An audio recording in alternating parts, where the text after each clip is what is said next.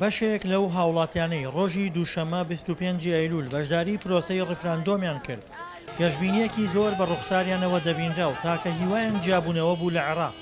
بەڵام هێشتا دیار نییە سەرکردایەتی کورد توانای بەدیهێنانی ئەو خەونەیان بۆ هاوڵاتیە کوردەکان هەیە یاخود نا. بۆ ڕیفراندۆمە بۆ سەربەخۆیە هیوادارم لە عێراقە جیاوابین هەنەمێنی لە عێراقا بەشێکمان هەنەمێنێ لە عێراقا.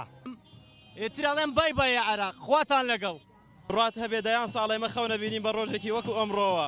بەڵێ بۆ سەربەخۆی، بەڵێ بۆ کوردستان، بەڵێ بۆ ڕاگررتنی خوێنی شەهیدان، بەڵێ بۆ ناحەقی ڕاگردن.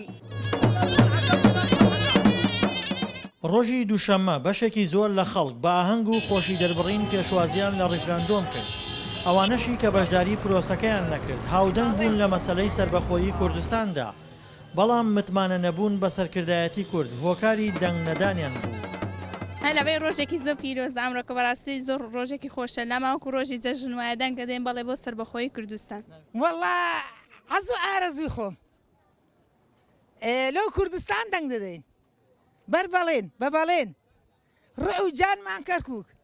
دانیشتوانی هەرێم و ناوچە کێشە لەسەرەکان کە بەدەست ڕژێمە یەک لە دوای یەکەکانی عێراقەوە ئازاری زۆریان چەشتووە، بۆیە دەوڵەتبوون و سەربەخۆیی خەونی لە مێژینەیانە. هەر چوار پارچەی کوردستان هەمومان مەزلومین. دووەمینیشان ئێمە ئیسلامین، ئێران خۆی بە ئیسلام داینە، تورکیا خۆی بە ئیسلام داینێ، بەغدا خۆی بە ئیسلام داینێ، وایان نا ئەبێنێ هاوڕێکمان لێ بدەنەوە، وایان نا ئێمە ئەلێن ئێوە دەوڵەت نین، ئەگەر ئێمە دەوڵەت نین ها ئەم هەموو عاربوروانمان بۆ ڕاگەر لێرانە بۆ هاتم بۆ لامان ئێستاکانە بە هەموو لەوێنە قسەمان پێڵێن، بەس ئێمە نییە، ئێمە بەس هیچمان نییە، خوامان هەیە، خوا لە پشتمان. کوردەکان ڕۆژی دووشەممە سندوقەکانی دەنگدانیان پڕ کرد لە دەنگی بەڵێ و بەرپرسیارەتیان خستە سەر شانی سەرکردەکانیان، هەر بۆیە ئێستا تۆپەکە لە گۆڕەپانی سەرکردەکانیاندایە بەوەی دەنگەکانیان بۆ هێنانەدی خەونەکانیان بەکار دەهێنێت یاخود بۆ کارتی فشار و خۆنزیکردنەوە لە بەغدا. دڵشاد ئەنواری، دەنگی ئەمریکا، پارێزگای کەرکووک.